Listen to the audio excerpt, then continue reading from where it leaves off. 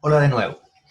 Eh, Continuamos hoy el ciclo de clases correspondiente a la unidad de hemático, completando la clasificación de las anemias y estudiando uno de sus tipos principales. Permítame compartir la pantalla para mostrar la presentación. ¿Ok? Ok, estamos listos. Como les decía, vamos a continuar, vamos a tratar la clasificación fisiopatológica en extenso de las anemias y vamos a estudiar las anemias de tipo hipoproliferativo. Como habíamos quedado en la clase previa, existen tres tipos fisiopatológicos de anemia. Las anemias por disminución de la producción de eritrocitos, que tienen dos subtipos. Es el caso de las anemias hipoproliferativas, donde ocurre una eritropoiesis deficiente. De esto ya lo avanzamos en la clase previa. Y las anemias por trastorno de la maduración, donde ocurre una eritropoiesis inefectiva. Vamos a ahondar sobre estos aspectos en el transcurso de la clase. El tercer tipo corresponde a anemias por aumento de la eliminación de eritrocitos, y se trata de los trastornos de tipo hemorrágico y de los trastornos de tipo hemolítico. En ambos casos, el mecanismo es similar, un aumento de la eliminación de eritrocitos en una eritropoiesis que no está afectada. Quiere decir que hay una eritropoiesis indemne. Luego, en esta clasificación de las anemias desde el punto de vista fisiopatológico, vamos a tener trastornos de la eritropoiesis en la anemia por disminución de producción de eritrocitos y una eritropoiesis no afectada cuando el tipo de la anemia es a causa de una hemorragia o de un trastorno hemolítico, porque hay un incremento en la eliminación de los eritrocitos. Por lo tanto, en estos dos primeros tipos, en la anemia por disminución de la producción, en todas hay una disminución de recuento de reticulocitos que no permite hacer una adecuada clasificación de estas dos primeras variantes. Tenemos, como ya les anuncié, las hipoproliferativas, que cursan con una hipocelularidad medular, de las cuales vamos a tratar tres grupos. Anemias que cursan con una lesión medular, anemias que dependen de una deficiencia de hierro leve o moderada, o anemias que son secundarias a una disminución de la estimulación medular.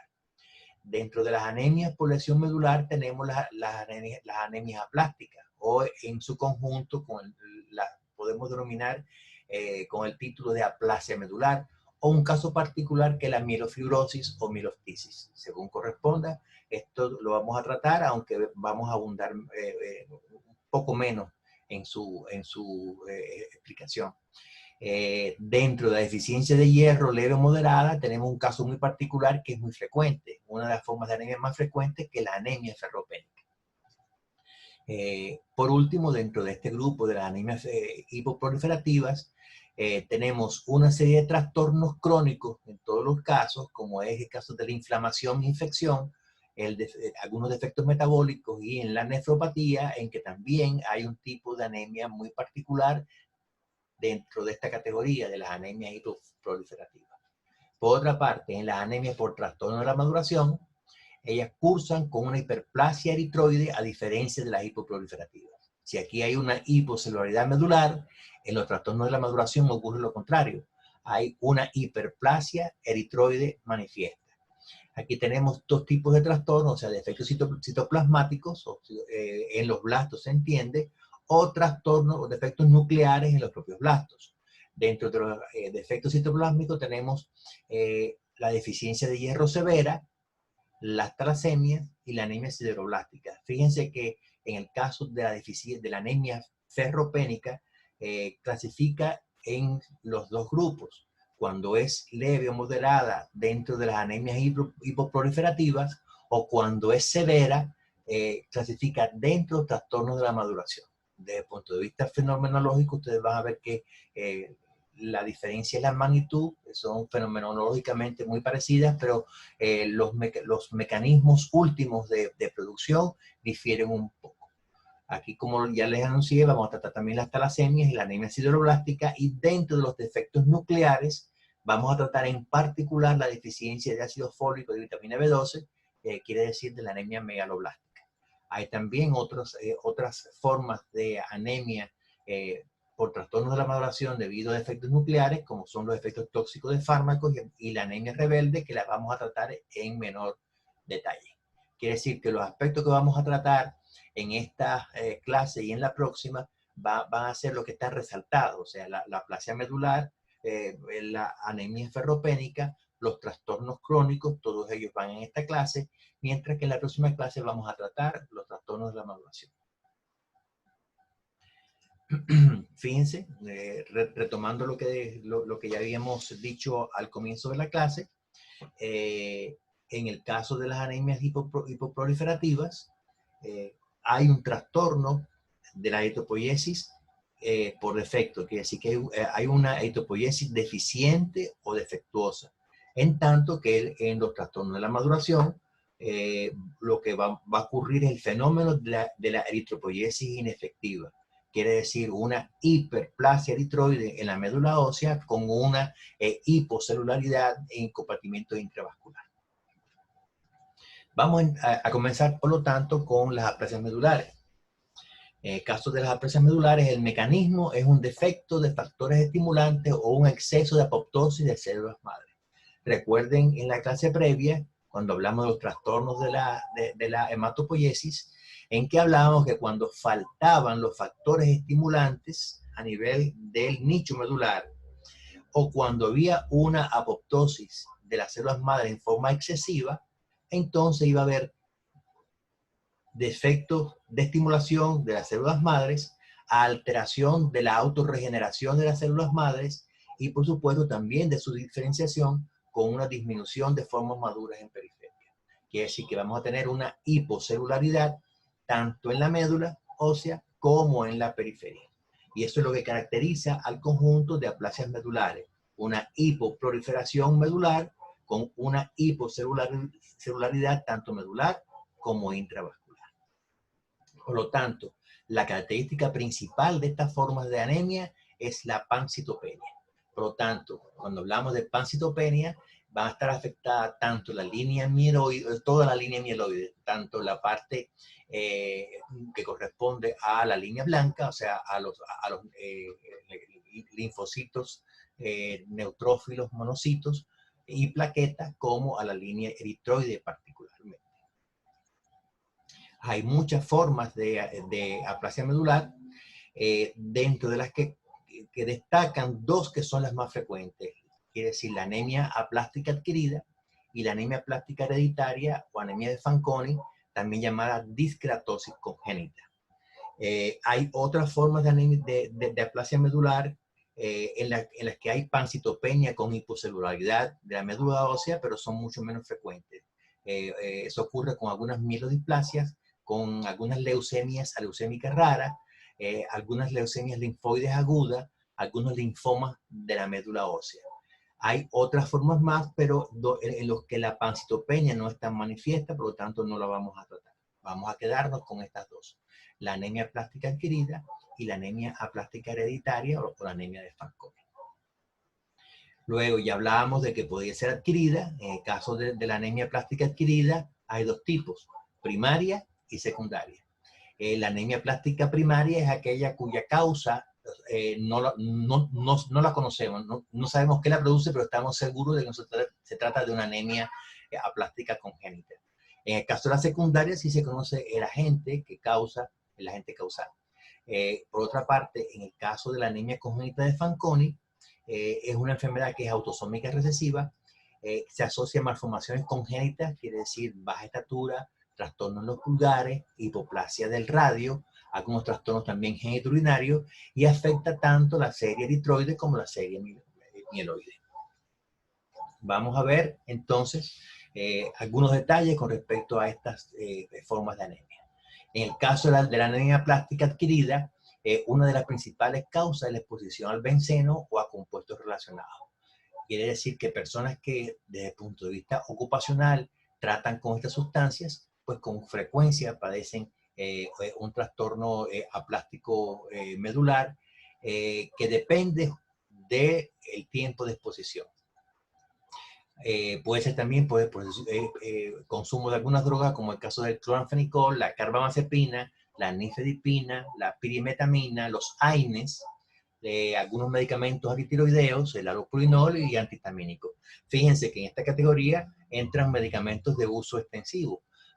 Por ejemplo, el cloranfenicol ya se usa poco como antibiótico. Ha habido desarrollo de otros antibióticos que son similares y más potentes. Pero el caso de la carbamazepina es de uso extensivo en neurología, como excelente antiepiléptico o como regulador de la conducta y del estado de humor. La nifedipina es un anticálcico de uso extensivo como antihipertensivo. Los AINES, ¿qué decir de ellos? Y los antihistamínicos también, quiere decir que con medicamentos de uso extensivo común ocurra una anemia plástica, eso implica que debe haber factores idiosincráticos, o sea, dependientes de la persona, que lo hace susceptible a desarrollar este tipo de anemia. No vamos a hablar de mala suerte, nada por el estilo, sino de factores individuales que pueden influir en la incidencia de una anemia plástica por la exposición a estos tipos de drogas. Por supuesto, con el uso de fármacos antineoplásicos puede haber una anemia plástica, y entonces hablaríamos de una aplasia iatrógena.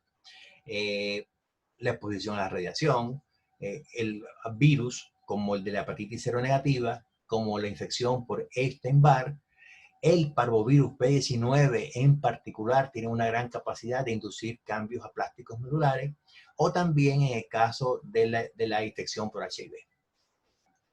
Aquí tenemos el aspecto de la médula normal en un corte histológico y veremos cómo cambia en este tipo de anemia. Por supuesto, en este caso, como mecanismo, la causa común que produce la aplasia medular es daño grave, compartimiento de células hematopoyéticas.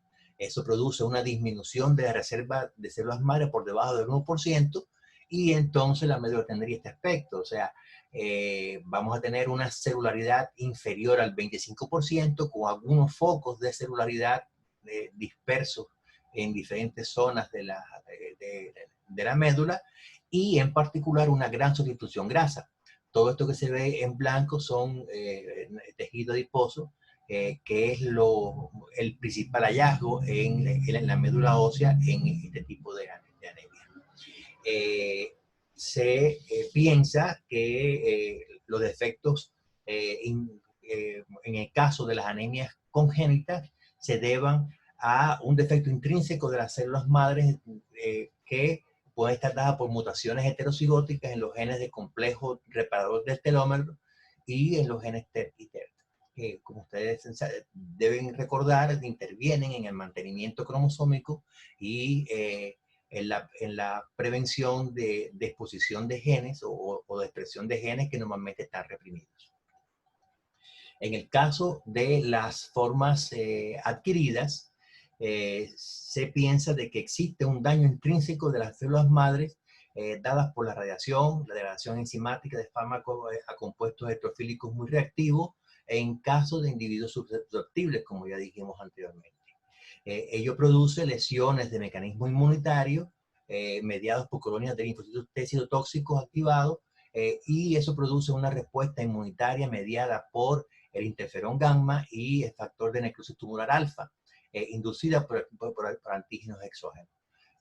Como resultado, hay una inducción de la expresión FAS en las células madres con antígenos CD4, CD34, se trata de células muy jóvenes, lo que les provocará la muerte por apoptosis. Quiere decir, lo que hablábamos anteriormente del incremento de la apoptosis se debe a la inducción de la expresión FAS en las células madres. Esto hace que una respuesta inmunológica normal se convierta en un proceso autoinmune, anormal, resistente. Y el resultado, como dijimos, pues es una pancitopenia. Por lo tanto, vinculado a la hipocelularidad medular, pues ahí existe una hematopoiesis deficiente. Hipocelularidad tanto en el compartimiento medular como en el compartimiento intravascular. Si bien hablamos de la aplasia medular con una pancitopenia, pueden haber aplasias medulares que afecten en particular la serie roja o que sean exclusivas de la serie roja. Aquí ustedes tienen una clasificación de la aplasia eritrocítica pura donde hay una gran cantidad de formas. De todas ellas vamos a considerar también dos que son las más frecuentes. En primer lugar, la aplasia eritrocítica adquirida pura, que puede ser primaria o idiopática o puede ser secundaria a un tumor tímico, a la infección por parvovirus, como le avanzaba anteriormente. En este caso se ven los pronormoblastos gigantes en la médula ósea, y también en la hemólisis sostenida. En trastornos hemolíticos de larga data también puede verse una aplasia selectiva de la serie roja. La otra forma bastante común, bueno, relativamente común, es la aplasia eritrocítica congénita o el llamado síndrome de Diamond-Blackfan. En el caso del síndrome de Diamond-Blackfan, se trata de una ribosomopatía, puesto que hay mutaciones en proteínas ribosomales, como es el caso de la RPS19, la 24 y la 17, y también del gen GATA1, entre otros. Recuerden ustedes que el gen GATA1 interviene en la diferenciación de los precursores de la serie eritroide. Hay otro aspecto que también se ha visto, de que hay una alta susceptibilidad de los precursores de los progenitores eritroides a sufrir apoptosis. Igualmente hay una disminución local o una ausencia local de los factores estimuladores de brote y de colonias para la serie eritroide en ambos casos, y se ha visto que hay muy poca respuesta a la eritropoyetina. Y de ahí surge una pregunta, ¿es que habrá acaso defectos en los receptores para la eritropoyetina en estas células madre de forma congénita? Eso es una cuestión que todavía no se ha resuelto totalmente. Se sabe que es un trastorno crónico, que es refractaria a tratamiento, poco de lo que hagamos puede variar el curso de la enfermedad, y cursa con una serie granulocítica normal. Por supuesto, linfocitos, neutrófilos y plaquetas normales. También se asocian algunas anomalías congénitas, como el enanismo, la microcefalia y algunos defectos óseos de las extremidades. Aquí hay un modelo de la eritropoiesis y la derivación para la serie eritroide, que es la que tenemos aquí a la derecha. En los puntos donde hay flechas es donde se piensa que hay incidencia del defecto de estimulación. Luego, fíjense que el trastorno parece preservar a las células progenitoras de la línea eritroide, pero sí debe afectar a los precursores más diferenciados dentro de la línea. Ustedes verán ahora, cuando comparemos con otras formas de anemia, cómo esto puede ser, se puede ilustrar de alguna forma. Por ejemplo, aquí tenemos una comparación entre la anemia pura de la célula roja de Diamond-Blackfan con la anemia congénita de Fanconi y con alguna aplasia medular de tipo adquirida. Los linajes involucrados, en el caso del Diamond-Blackfan, es solamente la serie roja, y también en el caso de la adquirida pura de la serie roja no hay afectación de las demás, pero en el caso de Fanconi hay una pancitopenia que también afecta a las demás líneas. No se señalan agentes virales en el Diamond-Blackfan y en el Fanconi, pero sí en la aplasia pura de la serie roja adquirida.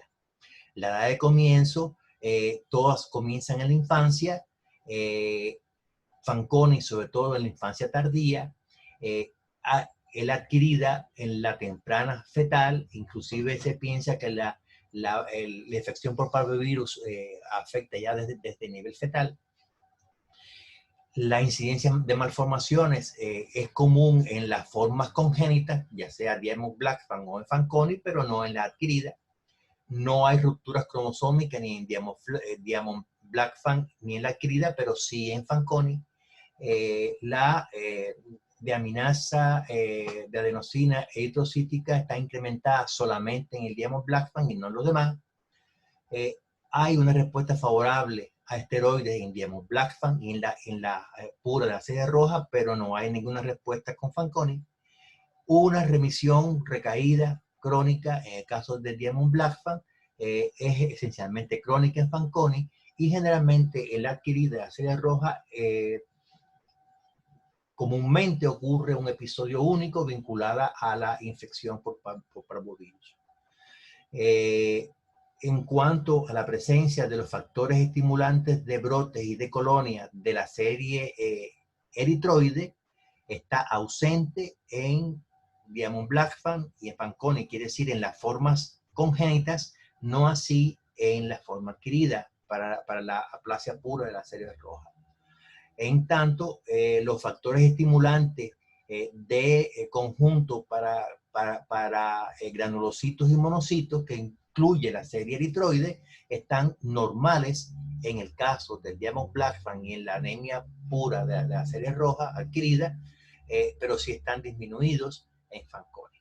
Esto explica de que en Fanconi hay una afectación de todas las líneas, tanto de la serie granulocítica como monocítica, incluida la eritroide, mientras que en caso de Diamond-Blackfan y en la adquirida de la serie roja, la afectación es exclusiva de la estimulación de las células, de la diferenciación en las células precursoras de la línea eritroide.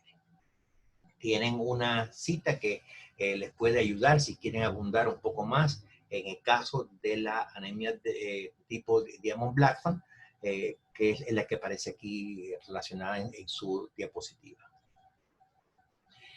En el caso entonces de todo el grupo de las anemias aplásticas, pues tenemos manifestaciones funcionales que pueden ser comunes. Las hemorragias no son raras, puede haber procesos infecciosos a repetición asociados a la anemia, en particular en el caso de la anemia de Fanconi. Y en laboratorio podemos encontrar una anemia normocítica normocrómica, quiere decir con tamaño y con cantidad de hemoglobina aparentemente normales. Luego lo que disminuye es el número de glóbulos rojos. Hay disminución de los reticulocitos, como todas las formas de anemia que tienen que ver con disminución de la producción de hematíes. Hay una poiquilocitosis, hay una leucopenia y hay una granulocitopenia en líneas generales, y por supuesto también las plaquetas van a estar disminuidas. Sí, en algunos estudios especiales podemos ver algo interesante. Por ejemplo, en el hierro sérico va a estar elevado por defectos de utilización. Por supuesto, si está el hierro sérico elevado, el índice de saturación de la transferrina, que es el transportador del hierro, también va a estar aumentado. Los depósitos de hierro también van a estar aumentados en forma de ferritina o de hemosiderina. Y, por supuesto, el tiempo de desaparición del hierro del plasma va a estar prolongado, y mientras que la incorporación del hierro a los eritrocitos en la médula ósea va a estar limitada, va a estar reducida. Luego, los cambios que hay con respecto al hierro se deben sobre todo a un defecto de su utilización. En cambio, en los síndromes mielodisplásticos ocurre algo un poco diferente. Por ejemplo, se incluye dentro de los síndromes mielodisplásticos una serie de trastornos en los cuales hay una citopenia que resultan de estados dimórficos de las células madre de la médula ósea, que también causan una hematopoiesis deficiente, pero con un alto riesgo de desarrollar una leucemia mieloide aguda, que es de las formas más severas de leucemia. En este caso, lo que ocurre es que hay exposiciones ambientales frecuentes a la radiación o a compuestos químicos, y es el resultado a largo plazo el resultado a largo plazo de tratamientos anginoplásticos con quimioterapia o con radioterapia. Esto produce un trastorno clonal de las células madres hematopoyéticas que provoca una alteración de la proliferación y en la diferenciación celulares. Aquí uno se pregunta, ¿es que hay un incremento de la apoptosis o es que hay una respuesta inmunitaria sobreañadida que influye en este fenómeno? Esos son interrogantes que todavía tenemos. Lo que sí se sabe es que hay una acumulación de lesiones genéticas, hay una pérdida de genes de supresión tumoral y hay mutaciones que activan oncogenes o a otras alteraciones nocivas que explican que ocurre la transformación leucémica en cierta cantidad de individuos con este tipo de afectación.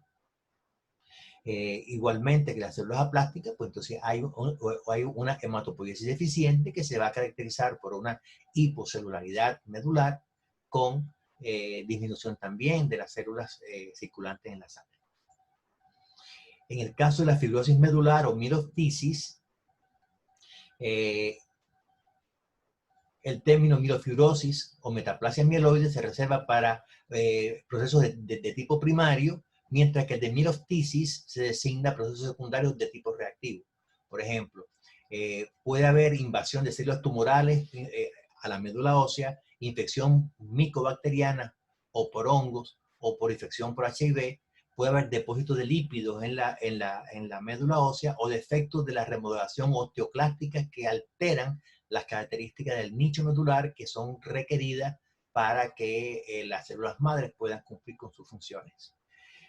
O también puede ser una consecuencia tardía de la radioterapia o de tratamiento con fármacos radiomiméticos.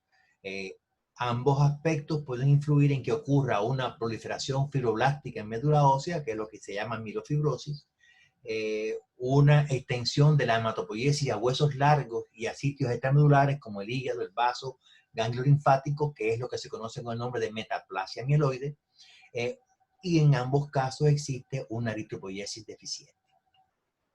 Aquí, pues, por supuesto, hay factores que pueden estar contribuyendo a estas cuestiones, como es el caso de la producción más regulada de factores de crecimiento, el caso de factores de crecimiento derivados de plaquetas o el Transforming Growth Factor Beta. Es más fácil decirlo en inglés que hacer la traducción directa en español. Alguna regulación anómala de otras citoquinas o desacoplamiento de procesos de proliferación y diferenciación en las células primordiales.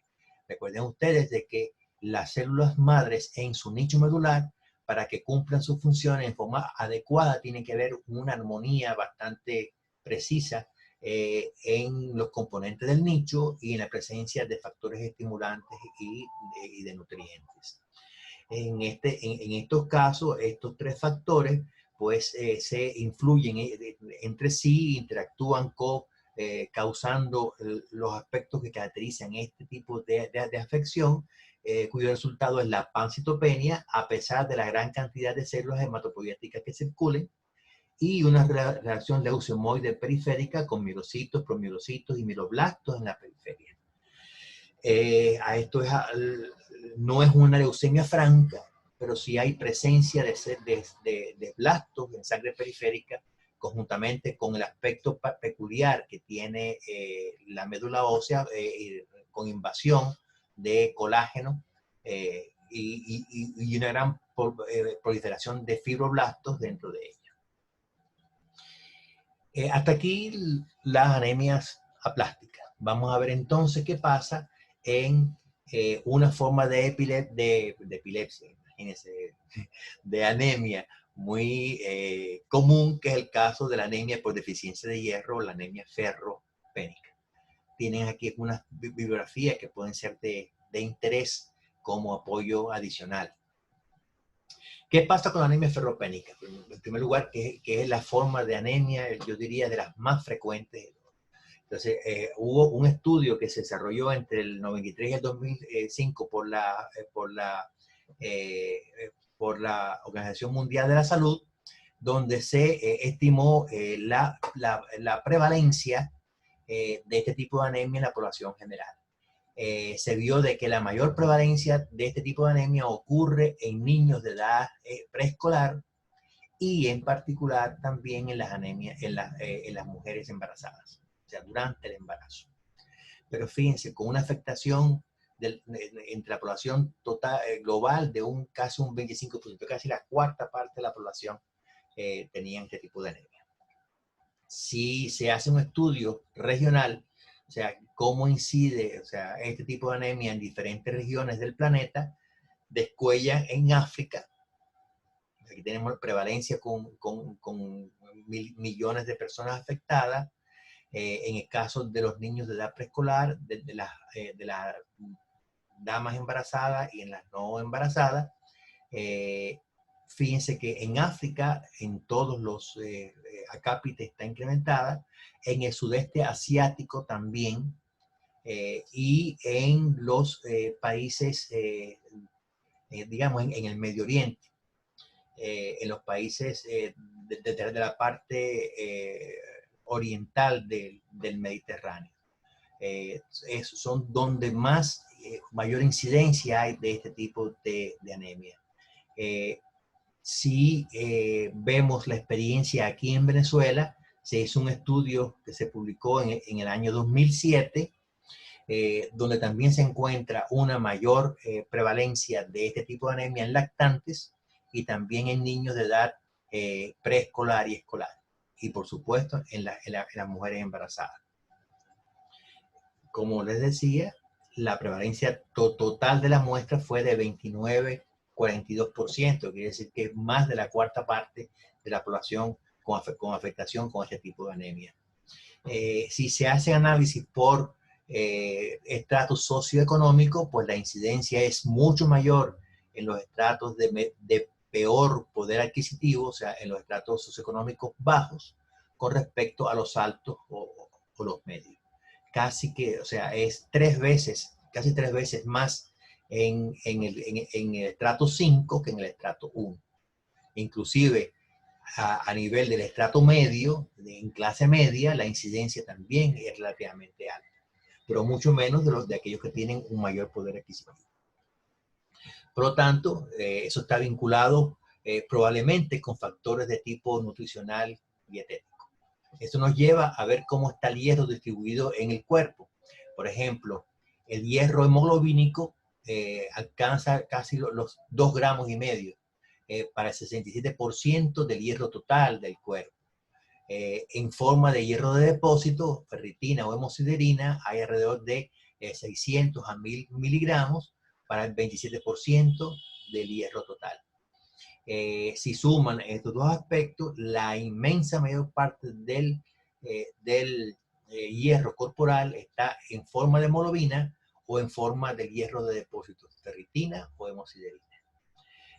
Como parte de la mioglobina, apenas hay 500 miligramos, 3,5% del hierro total. Hay un pool lábil de unos 80 miligramos, que es 2,2 de hierro total. El hierro en los tejidos es apenas 8 miligramos para 0,2 del total corporal, mientras que el hierro de transporte, que es decir, hierro unido a su transportador, que es la transferrina, es alrededor de 3 miligramos para el 0,08%. Fíjense que muy poquita cantidad de hierro de transporte es suficiente como para suministrar el hierro adecuado para las funciones de nuestro organismo. Hierro en forma libre no suele estar, porque el hierro es un agente oxidante terrible y puede producir lesiones por estrés oxidativo en los tejidos, por lo tanto conviene tenerlo bien, a buen recaudo, o bien unido el hierro a su transportador, a la transferrina, o bien unido a la hemoglobina o a la mioglobina, o en forma o formando parte de enzimas, o o formando parte del hierro de depósito. 1 gramo de hemoglobina contiene 3 miligramos de hierro. Por lo tanto, en cuanto al hierro corporal total, vienen siendo alrededor de 50 miligramos por kilogramo en los hombres y 35 miligramos por kilo en las damas. Vamos a revisar algunos aspectos del metabolismo del hierro que nos hace falta para después. En todas las clases siempre vamos a hablar algo de la fisiología para recordarlo. Yo sé que estas cosas que tienden a quedar regadas después que uno rinde el examen en segundo año. Tenemos dos fuentes de hierro principales. El hierro hemínico, que viene de la carne animal, que se absorbe del 20 al 30%, y el hierro no hemínico, que es el caso del vegetal, que se absorbe menos, del 2 al 20%. La dieta proporciona de 10 a 20 miligramos de hierro para unos requerimientos diarios de 1 a 2 miligramos. Hay moduladores de la absorción. Se sabe que la vitamina C, las carnes, el pollo y el pescado favorecen la absorción del hierro a nivel de duodeno, mientras que la dificultan los fitatos, los taninos y los polifenoles. Quiere decir que si hay personas, hay pacientes a los que les vamos a recomendar suplemento de hierro, pues hay que recomendarlo que lo hagan lejos de, del café y del té, que a veces se toma después de la cena. O sea, tomar té o café mucho después de haber comido es lo ideal. De lo que ingerimos se absorbe solamente del 5 al 10%. Y la cantidad total de hierro corporal se mantiene relativamente constante. Ustedes van a ver que hay mecanismos muy estrechos de regulación del hierro. Aquí tenemos un esquema general. El hierro se ingiere, llega al intestino, se absorbe y es transportado en el plasma por la transferrina, y de ahí va a los sitios de utilización, básicamente el hígado, en la médula ósea, y en el caso del vaso, es donde se reciclan principalmente los glóbulos rojos. Luego también es un sitio de interés para ver qué pasa con el hierro. El hierro dietético pues llega al plasma, va a los sitios de utilización, ya sea para la formación de mioglobina en el músculo o de la sangre, tanto en la médula ósea como en el hígado. Y en el caso del sistema de retículo endotelial, generalmente es un sitio de aporte adicional de hierro, puesto que los eritrocitos senescentes a nivel del sistema monocítico macrofágico, principalmente del vaso y del hígado, pues se produce la ruptura de los eritrocitos senescentes y hay liberación de hierro que se suma al pool de hierro de transporte para su utilización. Luego, se absorbe en la mucosa duodenal. Aquí tenemos el esquema de un enterocito. Aquí tenemos la superficie apical que da hacia la lumen intestinal, y aquí tenemos la superficie basal que da hacia la sangre. Tienen una bibliografía adicional que aparece abajo en el recuadro, que para los que quieran abundar un poco más en estos aspectos. ¿Qué pasa con esta absorción? Hay cierta también modulación de la absorción en función de las necesidades. Por ejemplo, aumenta la absorción en la mucosa duodenal, el déficit de hierro y el aumento de la eritropoiesis. O la disminuyen cuando hay una reserva adecuada de hierro o cuando hay una depresión de la eritropoiesis. Esto vamos a verlo con un poquitico más de detalle. Fíjense que generalmente la principal forma de absorción del hierro es en forma ferrosa, aunque también puede absorberse en forma férrica, o inclusive el hemo se puede absorber, o sea, pasar al interior del enterocito. Para que se pensaba hace un tiempo atrás que para que el hierro férrico, que es el que viene generalmente con la dieta, se reduzca a ferroso, era necesario de que hubiera una adecuada acidez estomacal para que se pudiera producir la reducción completa del hierro que se absorbe. Hoy por hoy se sabe de que siempre hay hierro que va a pasar al intestino en forma férrica, pero ese también puede absorberse mediante el complejo de la hemobilferrina y de la paraferritina. Pero el principal mecanismo de absorción del hierro sigue siendo el transportador metálico divalente, que va a introducir el hierro ferroso hacia el interior del enterocito. El hemo que puede penetrar, pues la hemoxigenasa se encarga de separar el hierro de la protoporfirina 9, y el hierro en estado ferroso que queda dentro del enterocito, pues va a tener varios destinos. O bien se almacena en forma de ferritina, o bien se exporta hacia la sangre a través de un complejo de la membrana, que es la llamada ferroportina, que es, digamos, la compuerta mediante la cual se exporta el hierro fuera del enterocito. Una vez fuera del enterocito, es reoxidado a férrico por la efectina, y el hierro férrico se une a la apoferritina, que es el transportador, que es muy ávida de hierro férrico, y una vez que está la apoferritina saturada, se convierte en, apotransferrina, es el nombre del transportador. La apotransferrina saturada se convierte en transferrina, que es la forma de transporte del hierro. Vamos a ver entonces con un poquitico más de detalle qué pasa aquí. Por ejemplo, cómo se modula la absorción.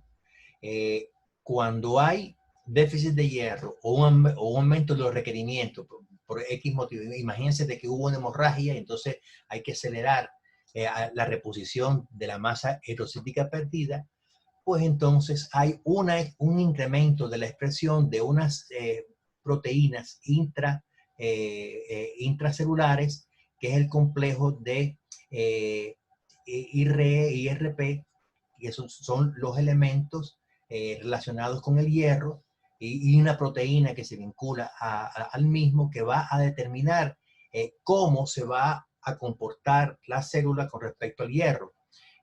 Por ejemplo, en este caso, el incremento de la expresión del receptor de la transferrina va a estimularse la síntesis de la transferrina, mientras que se reprime la síntesis del hierro de transporte en forma de ferritina. Luego, este complejo IRE con su proteína asociada, en casos de necesidad de hierro, o sea, en déficit de hierro o aumento de la eritropoiesis, digamos, disminuye la formación de hierro de depósito, aumenta la síntesis del receptor para la transferrina, para de alguna forma mejorar la entrada de hierro a la célula. No solamente pasa eso, sino también que hay una inducción de la expresión del transportador metálico divalente. Va a haber también una expresión del citocromo duodenal B, que es un agente que contribuye en la reducción del hierro férico al ferroso. Y también va a haber un incremento en la síntesis de hemoxigenasa para contribuir a la separación del hierro del grupo hemo, en el caso de que haya una buena absorción del grupo hemo en estas cuestiones. Al mismo tiempo, pues va a haber una inhibición de la síntesis de hepcidina, que puede estar influenciada por el incremento de la eritropoyetina en sangre, puesto que la hepcidina es una hormona que se sintetiza en el hígado, que tiene un efecto bloqueante de la compuerta de exposición. O sea, la hepcidina disminuye la expresión de ferroportina, hace que se introduzca dentro de la membrana y se degrade. Por lo tanto, toda esta serie de acciones contribuyen a incrementar la entrada de hierro al enterocito y aumentar la exportación de hierro hacia el plasma, de modo de que se incremente la sideremia, quiere decir el hierro de transporte que se requiere en los sitios de utilización. En cambio, cuando ocurre un incremento de las reservas de hierro, o cuando hay una depresión de la eritropoiesis, ocurre lo contrario. Quiere decir que hay una regulación negativa del receptor de la transferrina, hay una facilitación de la secreción hepática de hepcidina, que en este caso pues va a cerrar la compuerta de exportación de hierro, y se va a favorecer la síntesis de ferritina, de hierro de depósito. Eso va a incrementar la disponibilidad dentro de la célula del hierro. Luego, la regulación de la absorción de hierro es muy estrecha, puesto que si está en déficit produce anemia ferropénica y si está en exceso produce siderosis, que es tóxico para los tejidos. Un aspecto particular del hierro en la utilización es qué pasa en las células que utilizan hierro. Por ejemplo, en las células que utilizan hierro, que se basan básicamente para el hierro enzimático en reacciones de oxidorreducción mediada por oxidasa, catalasa y oxidasa, que están en todas las células del cuerpo, o en el transporte de electrones, como es el caso de la cadena respiratoria, también en todas las células del cuerpo, o en el caso particular del almacenamiento de oxígeno, como es el caso de la hemoglobina y de la mioglobina. Estas son las células todas las células del cuerpo utilizan de una forma u otra el hierro, y no solamente en el caso de los glóbulos rojos y del músculo. En todas ellas ocurre un fenómeno similar. Llega el receptor, el hierro unido a la transferrina, según el receptor, se internaliza la vesícula que incluye el receptor y la transferrina más el hierro. Hay cambio del pH, de un pH neutro a un pH ácido, en cuyo pH hay separación del hierro de la transferrina, y entonces el receptor se queda adherido a la membrana y se libera la apotransferrina ya desprovista del hierro. Esto ocurre en este paso. Aquí tenemos el hierro ya liberado de la transferrina, se reduce de nuevo a ferroso y forma parte del pool intracelular de la célula que lo va a utilizar. Recuerden, acá pues está la apotransferrina ya desprovistas del hierro.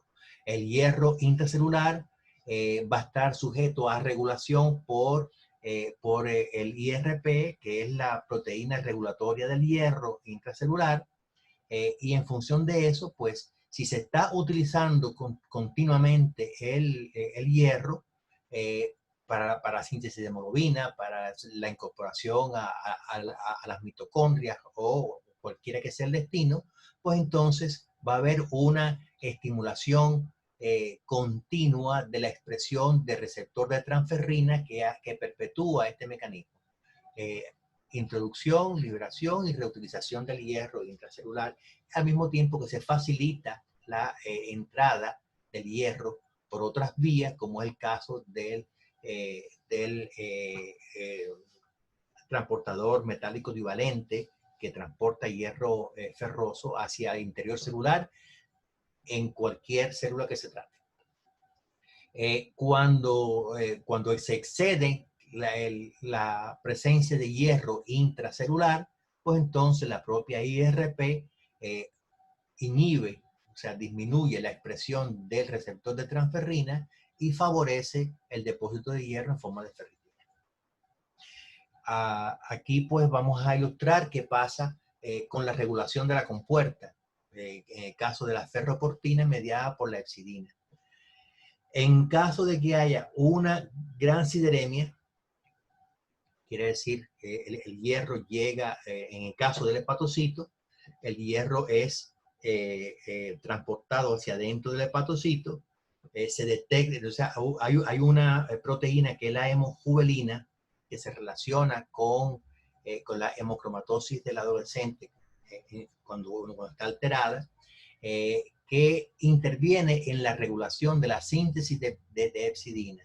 Esto ocurre mediante su unión a la proteína morfogenética del hueso ósea, y esta unión de la hemojuvelina con el BMP y sus dos receptores va a activar una vía de señalización que se llama SMAD, SMAD1, SMAD5, SMAD8, que a su vez activa la vía de señalización SMAD4, que actúa a nivel nuclear en el hepatocito, induciendo la síntesis de hepcidina, de la síntesis del RNA mensajero, que va a terminar la síntesis de hepcidina.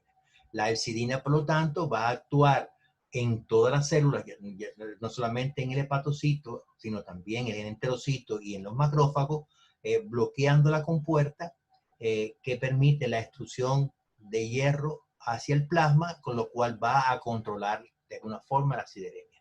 Aquí también tienen una bibliografía que es interesante para quien quiera abundar en este aspecto. Recordar que en cuanto a la síntesis del hemo, ocurre una parte dentro de la mitocondria, otra parte en el citosol, pero la incorporación del hierro ocurre en el paso de protoporfirina 9 a hemo mediante la acción de la ferropelatasa. Cuando hay un déficit de hierro, por supuesto, eso compromete la síntesis del hemo, que va a estar disminuida con respecto a lo esperado. Aquí fíjense, ya estamos un poco ya en la parte fisiopatológica de la cuestión, por lo tanto presten mucha atención en esta parte. Una disminución de la disponibilidad de hierro trae consigo un efecto inmediato que es un trastorno en la síntesis del hemo. Por supuesto, el hemo es necesario para la síntesis de hemoglobina y luego la repercusión principal de esta deprivación de hierro va a ser una disminución de la síntesis de hemoglobina. Esto tiene también sus implicaciones, porque recuerden ustedes que la hemoglobina es la unión de 4 grupos hemo con 4 cadenas de globina. La hemoglobina A1 son 2 cadenas alfa y 2 cadenas beta con 4 grupos hemo. Si está comprometida entonces el hierro, hay una disminución del hierro, pues va a haber un trastorno en la síntesis del hemo, el grupo hemo va a estar disminuido. ¿Qué pasa? De que la presencia del grupo hemo en condiciones normales inhibe un grupo enzimático que es el llamado inhibidor regulado por hemo, que a su vez inhibe a un factor 2 de iniciación de la célula eucariótica que a su vez estimula la síntesis de cadena de globina. Si la síntesis del hemo está disminuido, se bloquea la inhibición del regulador regulado por hemo, se desinhibe el que va a estar incrementado. Al estar desinhibido el inhibidor regulado por hemo, aumenta su expresión y a su vez va a inhibir el factor 2 de iniciación de tipo eucariótico y por lo tanto va a suprimir, va a limitar la síntesis de nuevas cadenas de globina. Por lo tanto, el grupo hemo está disminuido en su síntesis, también está disminuida la síntesis de cadena de globina y el resultado final va a ser una disminución de la hemoglobina con la consiguiente anemia. El hierro sérico y la saturación de transferrina, la capacidad plasmática de fijación del hierro, el TIBC, por decirlo en inglés, y la ferritina sérica son las 4 pruebas principales para estimar qué está pasando con el hierro en el organismo. En el caso del hierro sérico se refiere a microgramos de hierro unidos a proteínas, quiere decir la transferrina, en 100 mililitros de suero. La saturación de transferrina es un indicador, es un % de saturación en los transportadores de hierro. O sea, la transferrina generalmente admite hasta 2 átomos, o sea, 2 iones férricos. Y de forma tal que indica cuán saturada o no está la transferrina por el hierro. En tanto que la capacidad plasmática de fijación del hierro es otra forma de ver cuán saturada está la transferrina. Cuando la transferina está poco saturada, hay una gran afinidad una gran capacidad de fijación de hierro hay una gran avidez, entonces va a estar incrementado el TIBC. En condiciones opuestas, quiere decir que cuando la transferrina está totalmente saturada, pues entonces la capacidad plasmática de fijación del hierro va a disminuir.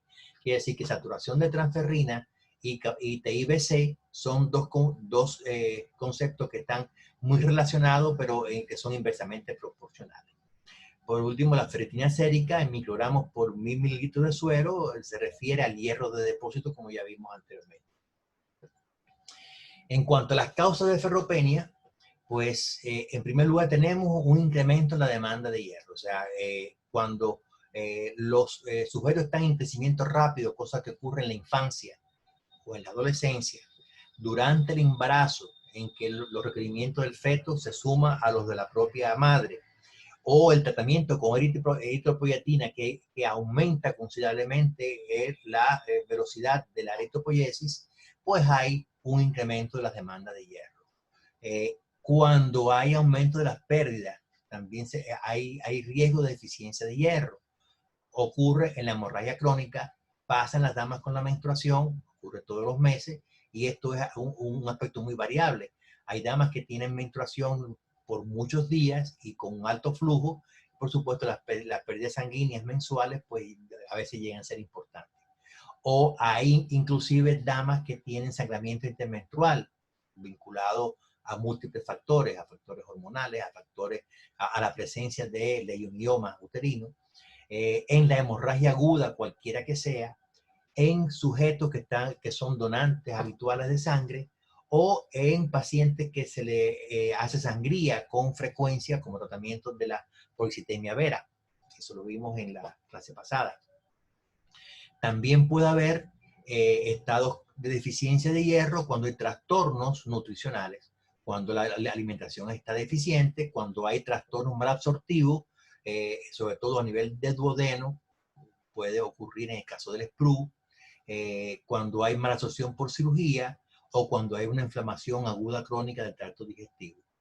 En la cloridia, en gastritis atrófica, también se ve trastorno de la absorción del hierro y como consecuencia una deficiencia de hierro.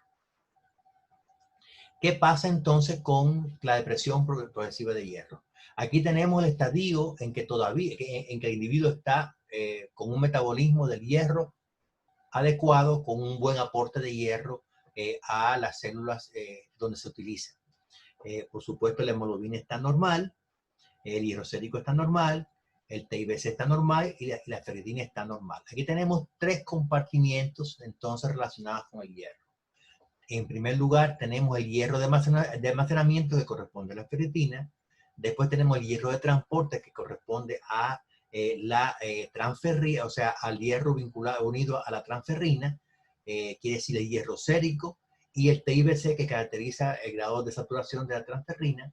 Y por último, el hierro funcional, que es el caso que nos ocupa para el estudio de la eritropoyesis, que es en forma de hemoglobina. ¿Qué pasa cuando empieza a haber una disminución progresiva del aporte de hierro en el organismo? Tenemos un primer estadio en que hay una depresión de los depósitos de hierro y lo primero que disminuye entonces es la ferritina, sin que el hierro de transporte o el hierro funcional esté alterado. En un estadio 2, si se mantiene la depresión de hierro, no solamente va a estar disminuida la ferritina, sino que también va a estar disminuido el hierro de transporte. El hierro de transporte, perdón, aquí el hierro estadio 2, el hierro de transporte también va a estar disminuido, mientras que el hierro funcional, la hemoglobina, todavía está dentro de niveles normales. Fíjense lo que yo les hablaba de la relación inversa que hay entre saturación de transferrina. Si el hierro sérico está disminuido, la saturación de transferina va a estar disminuido, en cambio el TIBC va a estar incrementado, porque es la capacidad de fijación de hierro, o sea, la avidez con que el hierro se fija va a ser mayor. Por lo tanto, en este estadio 2, con depresión del transporte de hierro, no solamente va a haber disminución de la ferritina, sino también del hierro sérico. Por último, en el estadio 3, hay depresión del hierro funcional, y entonces no solamente va a estar disminuida la ferritina y el hierro sérico, sino también va a haber una disminución de la hemoglobina. En este caso es que podemos hablar de anemia ferropénica. En tanto no haya disminución de la hemoglobina, no puede hablarse de que haya una anemia como tal. Recuerden la definición inicial de la clase de ayer. Luego, la anemia ferropénica ocurre en el estadio 3 de depresión de hierro. Esto mismo vamos a verlo de otra forma, con un poquitico de números. Aquí, si tenemos la depresión progresiva de hierro acá, aquí vamos a tener el estadio 1, donde lo único que va a estar alterado va a ser la ferritina. Fíjense que la ferritina sérica. Generalmente el TIBC va a estar todavía muy parecido a lo normal, o sea, la capacidad de fijación del hierro. Pero también empieza a haber cierta disminución de la tinción de hierro en la médula ósea. En el estadio 2, que es la eritropoyesis con déficit de hierro, el 1 solamente es un balance negativo de hierro, pero aquí en estadio 2 ya hay una eritropoyesis con cierto déficit de hierro, en el cual se afecta la sideremia, o sea, el hierro sérico está disminuido, y la saturación de la transferrina también está disminuida, y la protoporfirina eritrocítica empieza a aumentar. ¿Por qué empieza a aumentar la protoporfirina eritrocítica? Porque si está comprometida la síntesis del grupo M, lo que se acumula es su estadio previo, que es la protoporfirina 9. Por último, en el estadio 3, en el estadio de anemia ferropénica, pues entonces va a haber una disminución franca de la hemoglobina, también que se suma a lo anterior. ¿Okay? Entonces ya vamos a tener el aspecto que adoptan los glóbulos rojos con anemia ferropénica, que es disminución del tamaño y disminución de la cantidad de hemoglobina. Aquí se ilustra un poco lo que ocurre con el TIBC y la saturación de transferrina. Por ejemplo, la saturación de transferrina, que se expresa en %, equivale al hierro sérico multiplicado por 100 dividido por el valor de TIBC. Acá se ilustra lo que pasa en la médula ósea con respecto al hierro de depósito.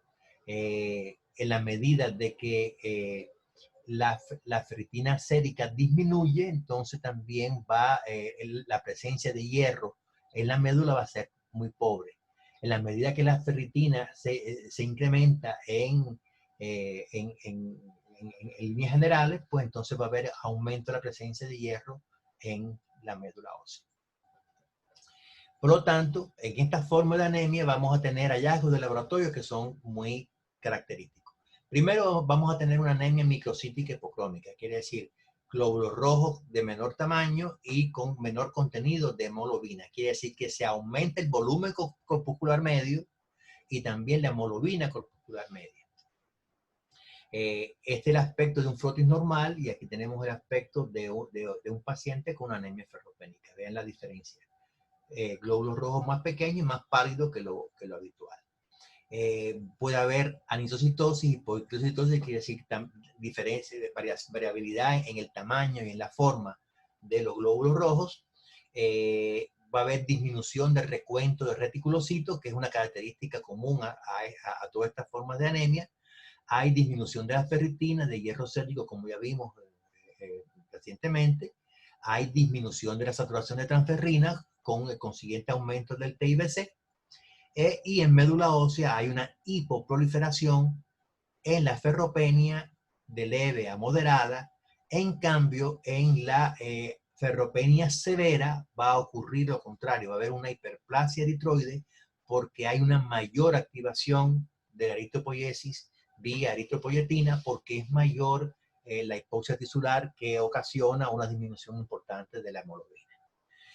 Por lo tanto, ya decíamos al principio que la deficiencia de hierro produce anemia que califica en dos categorías de acuerdo con su magnitud. Cuando la deficiencia de hierro es de leve a moderada, como una anemia hipoproliferativa, como en este caso, o cuando es severa, como un trastorno de la maduración, que en ese caso solamente concurre con una hiperplasia eritroide. Luego, esta forma de anemia es la más frecuente, por lo tanto, preste mucha atención a lo que explicamos con respecto a la anemia ferropénica. Fíjense que es importante tener claro los aspectos relacionados con el metabolismo del hierro para poder entender bien qué cosa es lo que pasa, y en lo que viene ahorita, pues, es la misma cuestión. vamos a ver ahorita qué pasa en las anemias hipoproliferativas, pero con disminución de la estimulación medular. Aquí hay un grupo grande que incluye los trastornos crónicos dados por inflamación, por defecto metabólico o por nefropatía. Por ejemplo, son las llamadas anemias por mecanismos múltiples. En el caso de inflamación crónica, cuando ahí concurren inflamación, infección, lesión ística y liberación de citocinas proinflamatorias. O el caso de trastornos endocrinos y metabólicos, y en particular en la nefropatía con insuficiencia renal crónica. En todos estos casos, en estos tres aspectos, la producción de eritropoyetina endógena es deficiente para el grado de anemia observado. Luego hay una hipoestimulación medular. Luego la hipoestimulación medular está dada por una disminución de la síntesis de eritropoyetina independientemente de su regulación nuclear.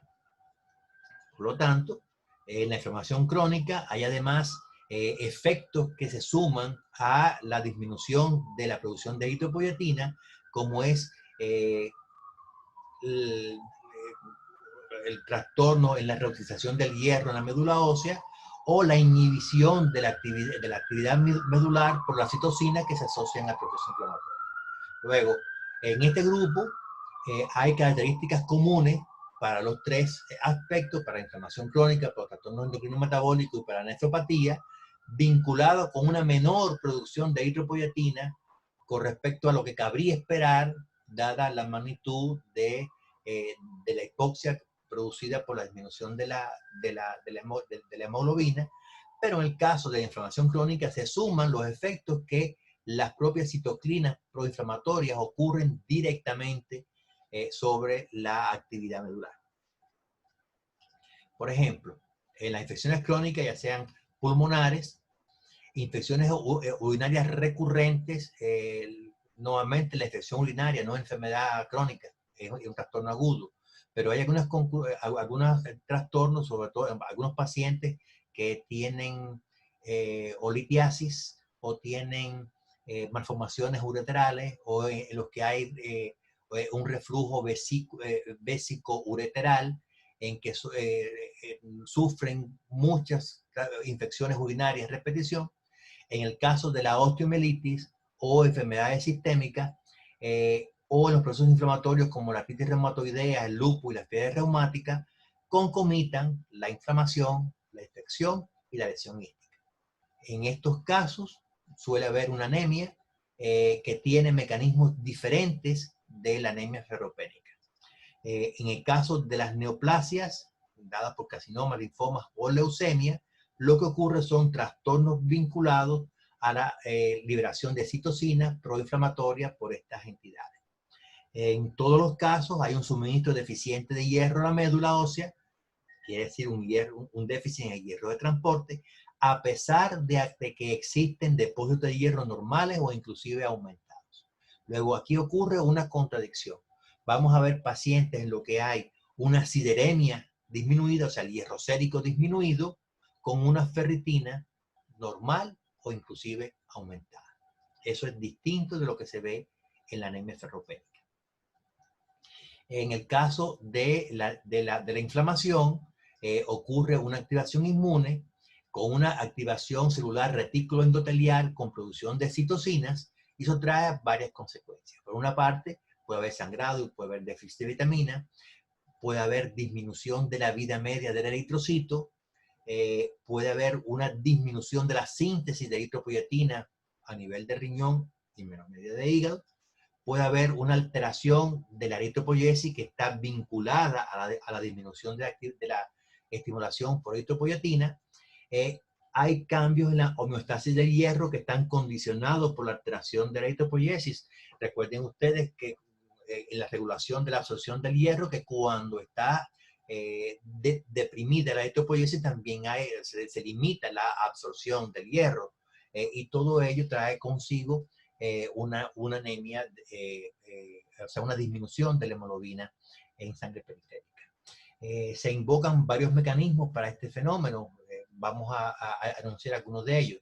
Por ejemplo, tanto las neoplasias y las infecciones bacterianas como los procesos autoinmunes, unos mediante la actividad de factor de necrosis tumoral alfa, y el interferón beta tienen un efecto depresor de la actividad medular. Y por supuesto también inhiben la síntesis de eritropoyetina a nivel renal. Por otra parte, en el caso de la artritis reumatoidea, la interleuquina 1 también disminuye la síntesis de eritropoyetina y a través del interferón gamma producen tanto mayor disminución de la síntesis de eritropoyetina como una inhibición de la capacidad de actividad medular. Como resultado es una disminución del volumen de eritrocitos circulantes y por consiguiente una disminución de la hemoglobina con una anemia. ¿Qué pasa en estos casos con la hepcidina? Pasa algo que es curioso, porque cuando hay un trastorno, o sea, sobre todo un proceso inflamatorio crónico, va a haber un incremento de la síntesis de hepcidina por el hígado que escapa a la regulación de la hemojuvelina. O sea, no está relacionado con la regulación por hemojuvelina. Por lo tanto, este incremento de hepcidina pues va a cerrar las compuertas para exportación del hierro, disminuye la sideremia, o sea, el hierro sérico, el hierro que está circulando unido a la transferrina disminuye, y se incrementan los depósitos intracelulares de hierro, vale decir la ferritina. Quiere decir que si se trancan las compuertas, o sea, si la ferroportina se inhibe y se interioriza y se degrada por efecto de la hepcidina, entonces va a disminuir la exportación de hierro hacia el plasma y por lo tanto pues vamos a tener concurrencia de un hierro sérico disminuido con una ferritina incrementada que caracteriza el hierro de depósito. Luego la hepcidina aumenta en caso de infección, altera la absorción del hierro limitando su liberación de los sitios de depósito, por lo tanto vamos a tener hierro sérico disminuido y ferritina elevada. Esto es una característica de la anemia de la inflamación crónica. Bueno, tenemos aquí sus incrementos respectivos del hierro de depósito. ¿Cómo operan estos factores? Bueno, se sabe que sobre todo en el caso de la inflamación crónica, donde concurre infección, generalmente bacteriana, pues tanto los lipopolisacáridos, que son parte de la membrana bacteriana, como la interleuquina 6, que se incrementa en estos casos, aumentan la síntesis de hepcidina en forma independiente de la hemojuvelina, o sea, eso lo hace vía regulación JAK-STAT3, como vimos en la lámina previa. Entonces, el aumento de la hepcidina trae consigo una disminución de la expresión de ferroportina, pero los lipopolisacáridos per se, independientemente de la hepcidina, también pueden producir una disminución de la expresión de la ferroportina. Ambos efectos traen como consecuencia una disminución de la exportación celular de hierro, con lo cual disminuye el hierro sérico y aumenta el hierro de depósito. Pero al mismo tiempo, la propia interleuquina 6 aumenta la expresión de la proteína metálica divalente, que es el transportador de hierro ferroso hacia dentro del enterocito. Y la interleuquina 10 aumenta también la expresión de los receptores de transferrina. Ambos factores, aumento de la expresión del transportador de hierro feroso y del receptor de transferrina, aumentan la entrada del hierro a enterocitos, hepatocitos y macrófagos, que se suma al efecto anterior. La propia interleuquina 10, la interleuquina 1 y la misma interleuquina 6 también aumentan la expresión de ferritina, del hierro de depósito. Quiere decir que si se suman todos estos factores, aumenta la exportación, o sea, disminuye la exportación de hierro, aumenta la entrada de hierro, eso hace que se justifique que la sideremia disminuya y que se incremente el hierro de depósito a nivel de enterocitos, hepatocitos, macrófagos y células en sentido general. Aquí ustedes tienen lo mismo.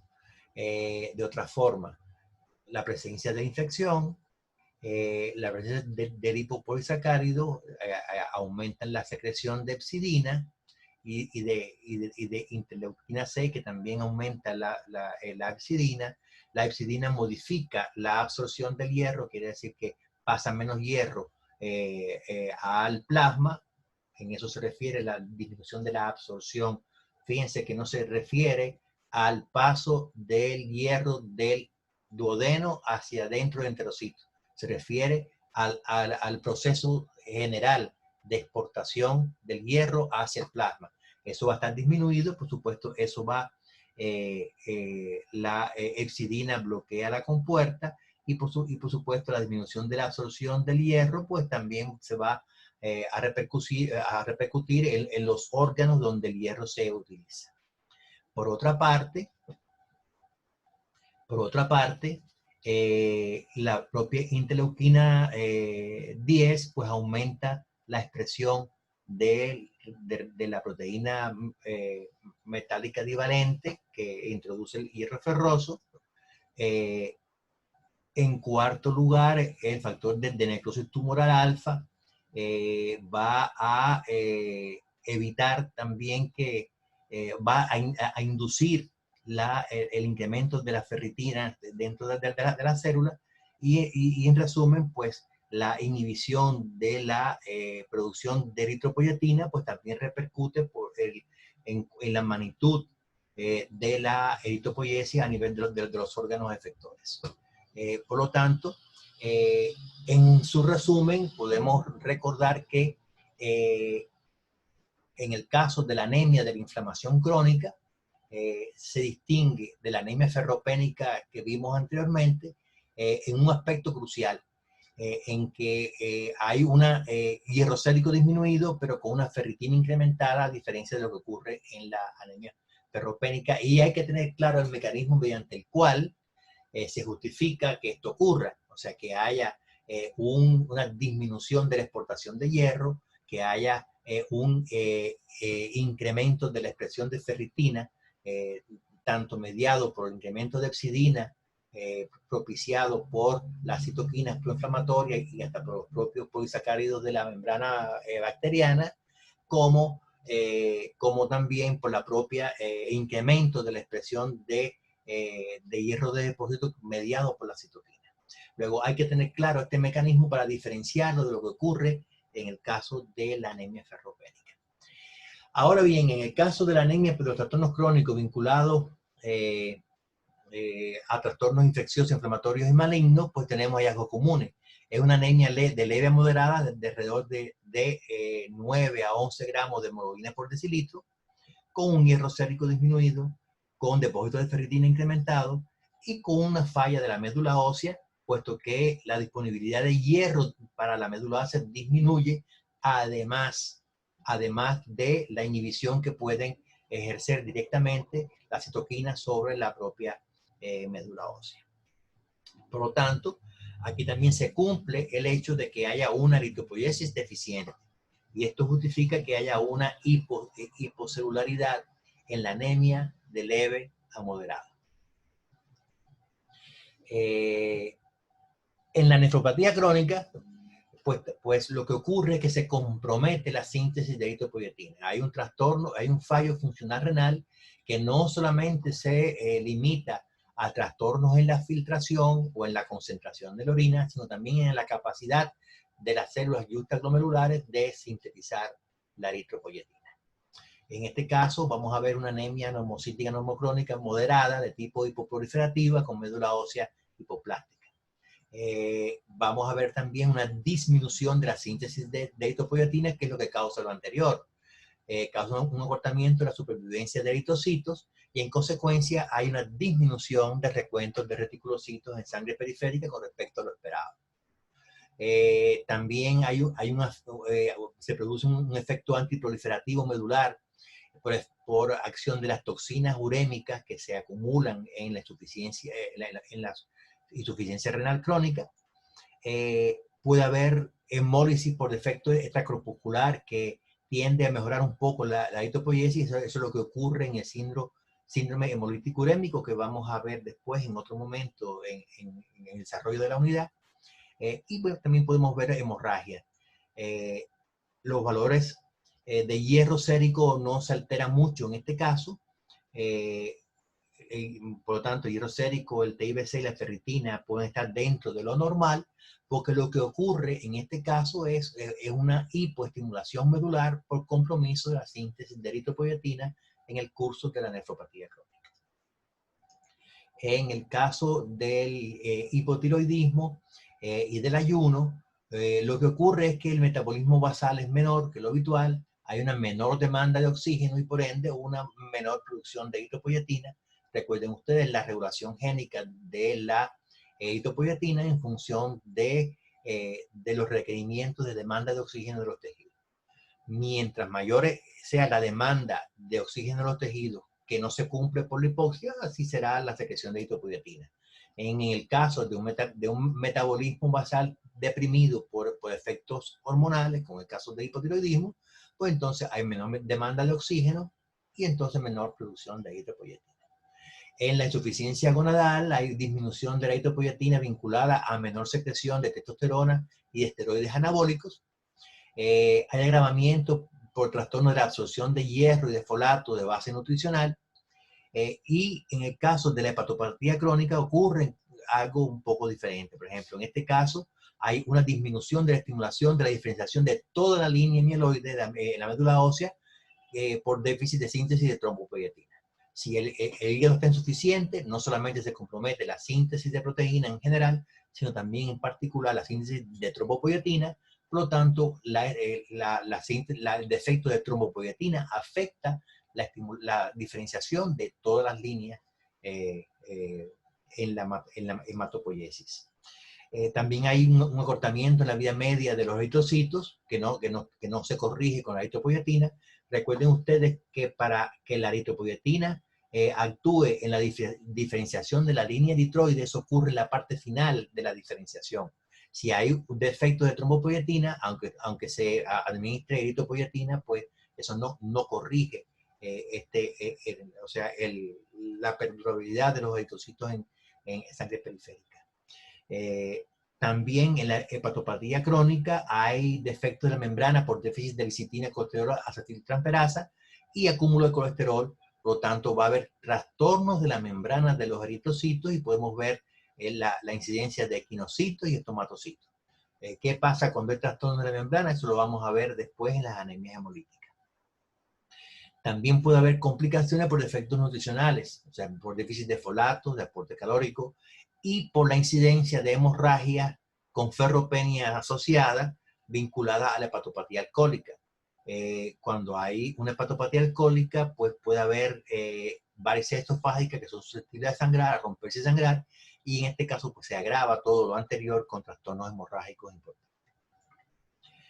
El diagnóstico diferencial. El diagnóstico, o sea, cómo diferenciar entonces la ferropenia de la inflamación. Aquí tenemos un resumen de los hallazgos.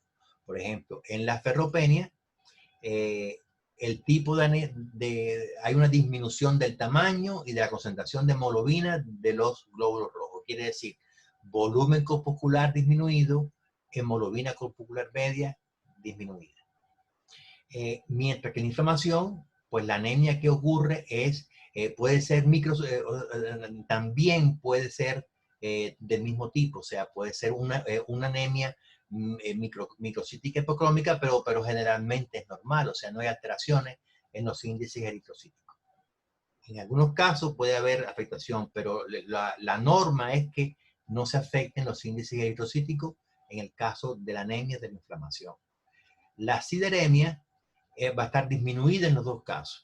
El hierro sérico va a estar disminuido tanto en la ferropenia como en la inflamación, aunque en una mayor medida en el caso de la anemia ferropénica que en el caso de la inflamación. El TIBC varía poco en ambos casos, o sea, no hay muchas formas de diferenciarlo por el TIBC, pero sí por la ferritina. Fíjense que en el caso de la anemia ferropénica, la ferritina está disminuida, mientras que en la anemia de la inflamación hay un franco incremento de la ferritina. Hasta aquí la clase de hoy. Recuerden ustedes que para la consulta docente he habilitado esta dirección de Gmail, dr.diazfisiopatologiavargas, todo juntico, @gmail.com, y ahí espero sus comentarios, sus dudas, sus sugerencias. Entonces, hasta una próxima clase.